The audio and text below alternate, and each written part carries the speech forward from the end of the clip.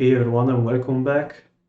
In today's video we are talking about the current Pauper metagame because it's one of the thing I really like to talk about, and we are also talking about the upcoming Paupergeddon event in Milan.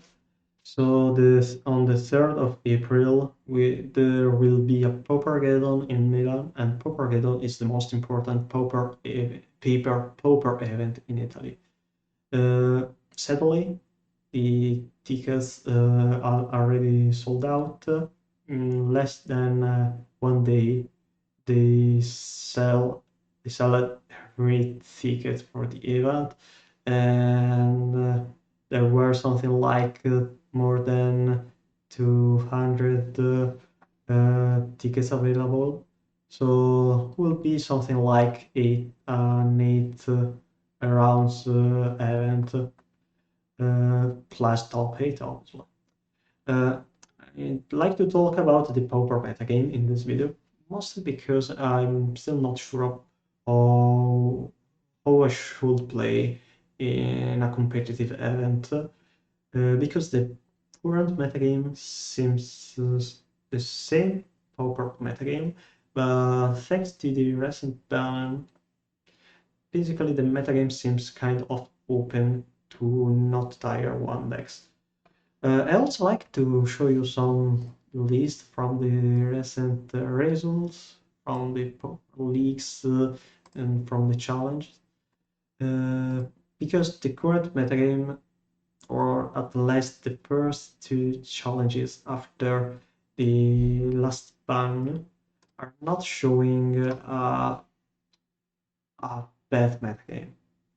There are decks that are, for example, Buggles, Burn, or Familiars, or Fire and Tron that usually don't show a lot, but this time we see a good metagame.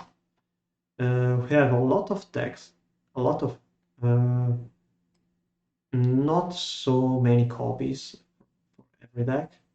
For example, the Saturday 12 March Pauper Challenge has seen something like 48 players with a lot of variety. I think that the current metagame is not bad, but Affinity, from my point of view, is still a tier 1 deck. Probably we will see something like a metagame fixing itself in the next few weeks. Something like people doesn't really know what to play, or maybe they just want to play whatever they would prefer, and they will just play their pet deck or what they feel more comfortable with. For example, I'm trying out some very different decks, like maybe Stompy or Affinity or Boros or There's Familiar in leagues, and I'm facing a large variety of decks leagues. Pauper challenges obviously are more competitive compared to the leagues. For example, you see that in the Sunday 13 challenge, we are seeing something like a lot of Timothyris and a lot of Force Metalcraft and also Burn. And Affinity was still able to take down the first and the second place in the event. If you are looking at the notes, you are seeing that people are also trying new stuff in form of, for example, Mirror Retriever or Glazfiend. Glazfiend is not really something new, but compared to Dishfall of the World, is more weird. I mean, Glazfiend seems cool, but I don't think that Glyphine is what Affinity really want right now.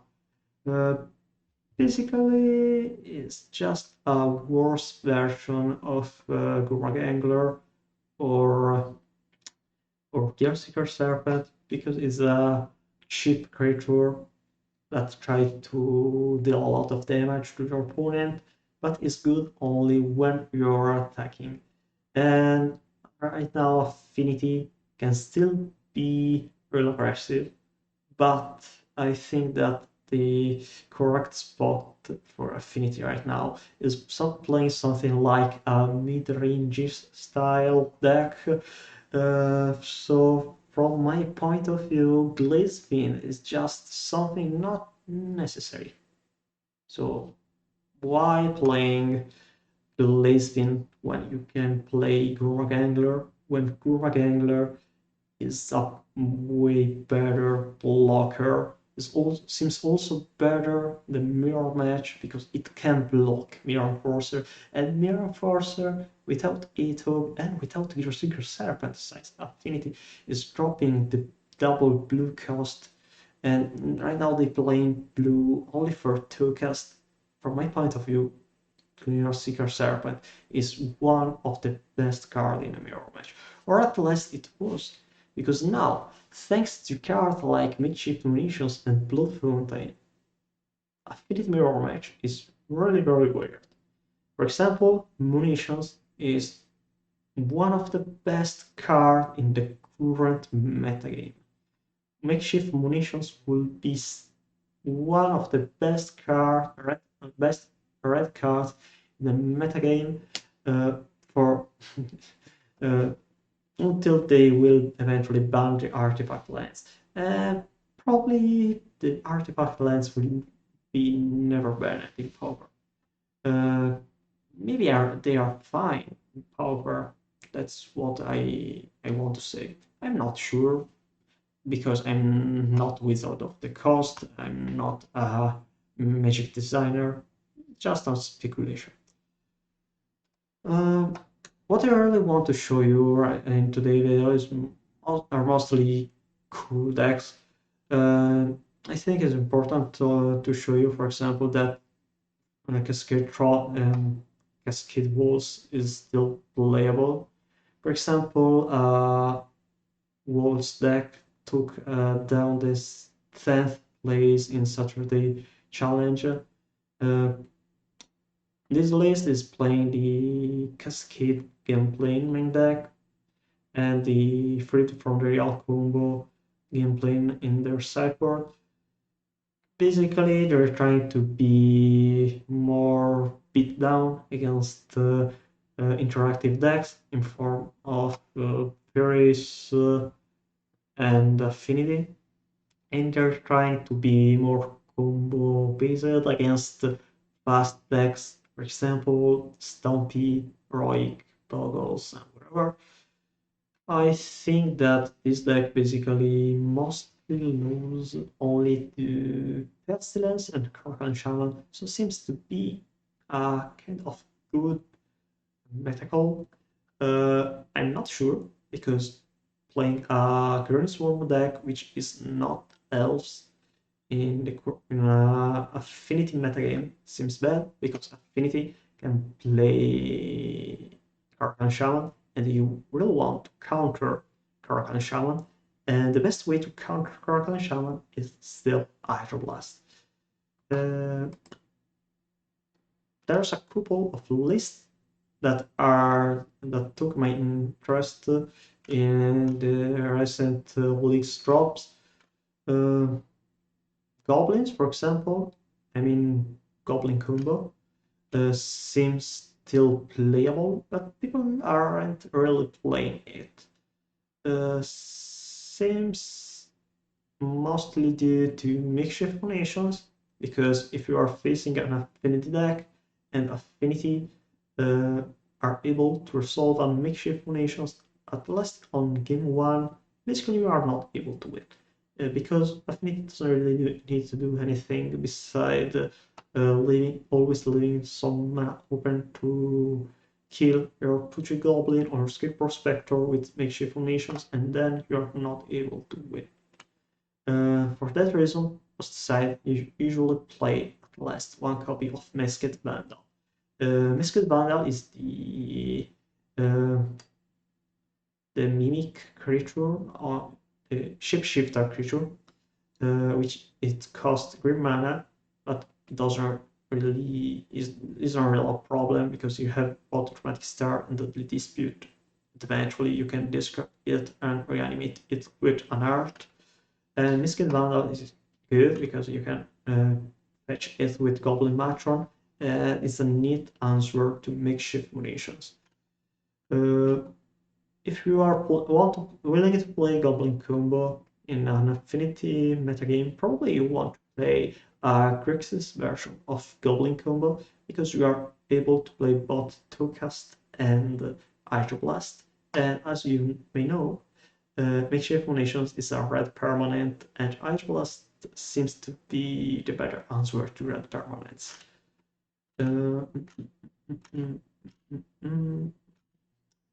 Obviously, there are a lot of fairies, affinity, and eventually also strong, or at least in the leaks drops. But a cool deck that I'm still not sure if the deck is good or just very, very bad is Rakdos Madness. What took my attention is actually the use of Folder Epicure or and Folder Tosser, a combination of cards like Pure Temper, Aims of the Vein, and Kitchen Imp. From my point of view, this deck is not really great because it plays only 12 Madness cards. But since you also play 21 lands, maybe deck is good because you can discard dead cards like the extra lands just to dig more in your deck. For example, Viper's Case is not really a great bounce spells, but you can discard a Free Temper or the other Arms of the Vein, and playing a lightning bolt spell that cycle itself seems good. So basically, it's a sort of more grindy version of Burn. Maybe it's favored against the mono red Burn deck because Halves of the Vein has life gain, but compared to the mono black version, maybe it doesn't have a lot of life gain. So probably if you want to play a Blackburn deck which is favored against a Burn deck, mono black is better. Anyway, those decks usually are bad in a metagame flooded with fairies because fairies is always favored against Burn, but since it grinds a lot, and since it also has a lot of sorcery speed and not red burn spells in form of, for example, Burn in the Light or Fooder Tosser, is better against a Nitroblast deck or a Dispel deck. An interesting took on Affinity is Carve's list. Basically, Arachnos Affinity deck splashing white for Glintoke and Korske Fisher. I don't really like having only 2 copies of Promite or only 3 copies of Korske Fisher, and I think it isn't really necessary to have Reckoners by gain, since you can generate a crazy ton of amount of life gain, card advantage with Experimental Synthesizer, and I'm not sure why playing a singleton copy of Nihil Spellbomb or a Blood Fountain when you still have a lot of creatures and card advantage, but Affinity doesn't really need to play a lot of creatures, a lot of recursion. I mean, the deck is good, probably you are able to get a lot of good results, whatever the list is. Oh, that's a mono heroic, not where a mono red heroic list that I wanted to show you. Basically, the old it's red is a blitz deck because before the current is a blitz deck with Kilnfin and with 8 copies of Kilnfin. The red blitz aggro deck was mono red heroic with front crusader.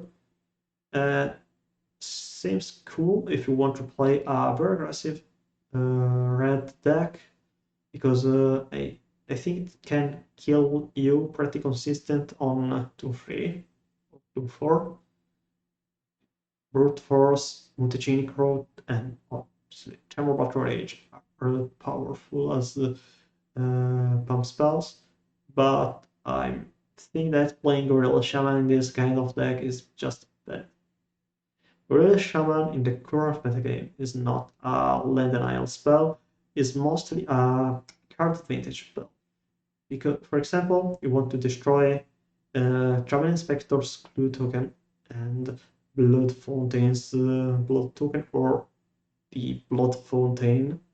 So just trying to destroy Affinity by destroying their lands most times is bad. I think that this deck is cool, but usually this kind of strategy is not great enough in Pauper because Pauper historically is a format defined by your spells. Probably the current metagame is better because a lot of strategies aren't playing any rivals or many rivals, at least in the Pauper leagues. And I mean, mono red aggro is kind of cool. Tron seems to be still playable. So, I mean, Flicker Tron.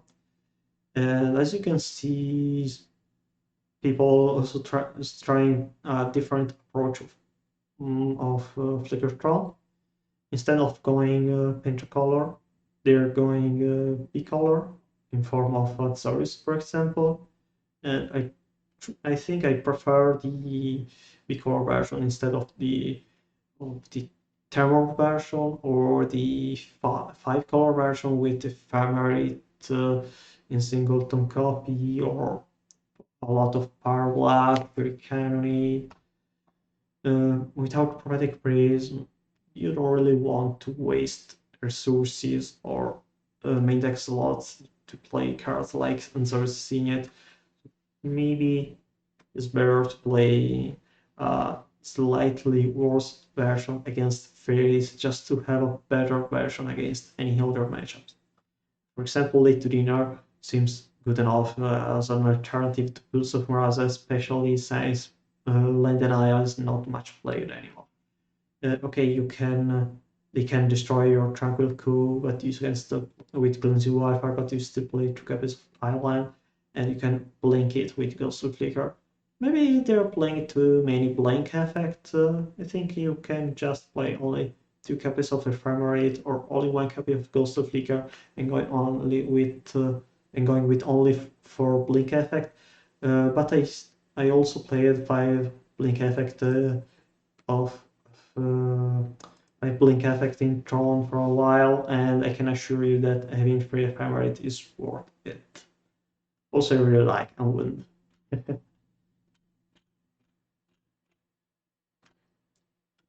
If I remember correctly, they also dropped Hungry Tron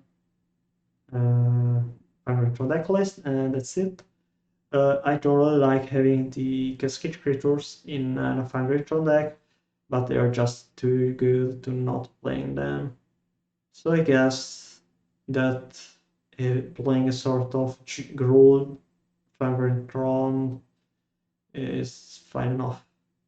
I'm not sure about the copies of prop rotation, especially since they have a lot of Cascade creatures.